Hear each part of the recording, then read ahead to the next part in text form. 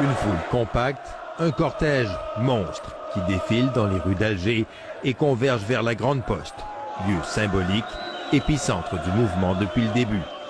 Après 8 semaines consécutives de manifestations, la mécanique est bien huilée, les slogans bien rodés.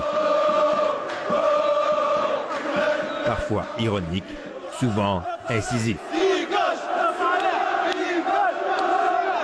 À peine nommé, le nouveau chef de l'État par intérim, Abdelkader Ben Salah, 77 ans, est devenu la cible préférée des manifestants, qui le prient de dégager. Ça fait plus de 30 ans. Depuis l'indépendance, on a toujours les mêmes têtes, les mêmes personnes qui gouvernent ce pays. Nous, ce qu'on veut, on veut un rajeunissement du système. Le Canada a un Premier ministre jeune. Pourquoi pas l'Algérie? Tous ici dénoncent la mainmise d'un clan sur le pouvoir et souhaitent un changement en profondeur. Déterminé, Saïd Fergani parcourt chaque semaine 200 km pour venir se faire entendre à Alger tous les vendredis. Je suis là pour manifester, pour dire à ce système mafieux, corrompu, de dégager. Le peuple algérien en a marre. Ça fait 57 ans qu'ils sont au pouvoir. On ne va pas lâcher. Ils vont partir. Ils doivent partir pour leur intérêt et pour notre intérêt.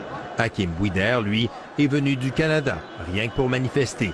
Après quelques rassemblements devant le consulat d'Algérie à Montréal, il a senti le besoin de se rapprocher de ses racines. L'Algérie a besoin de tous les Algériens ici qui habitent en Algérie et tous les Algériens qui habitent à l'extérieur de l'Algérie. Ils ont besoin de tout ça. Tous les Algériens, ça prend l'union. Ce qui me plaît de tout ça, c'est que c'est l'union. Depuis une semaine, les Algériens appelaient à une mobilisation record, convaincus que seul un nombre sans précédent de manifestants était en mesure de faire plier le gouvernement. Une démonstration de force, la légitimité par le nombre. Et une manifestation familiale, bon enfant, sourire aux lèvres.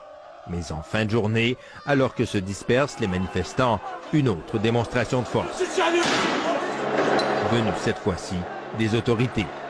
Discrètes et en retrait jusque-là, les forces de l'ordre passent à l'offensive. Nuages de gaz lacrymogène et charges de l'escouade anti-émeute.